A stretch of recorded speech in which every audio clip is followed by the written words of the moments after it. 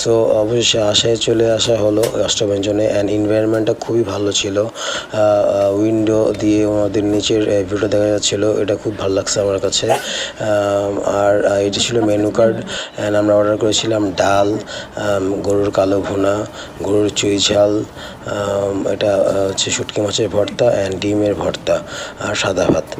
Test খুবই ভালো ছিল, আমার কাছে খেতে খুবই ভালো লেগেছে। এনভায়রনমেন্টটাও খুবই কুল ছিল। আমি প্রথমবারের মতো অষ্টব্যঞ্জনে গিয়েছিলাম, সো আমার কাছে এটা খুবই ভালো লেগেছে এই সময়টা এবং এই দিনটা। আমি প্রথমে শুরু করেছিলাম ভর্তা দিয়ে খাওয়া। এটা ছিল ডিমের ভর্তা, খুবই ভালো মানের টেস্ট ছিল, খুবই ভালো টেস্ট ছিল ডিমের ভর্তাটা। অ্যান্ড এরপর আমি খেয়েছিলাম শুটকি ভর্তাটা, ওটাও খুব ভালো ছিল।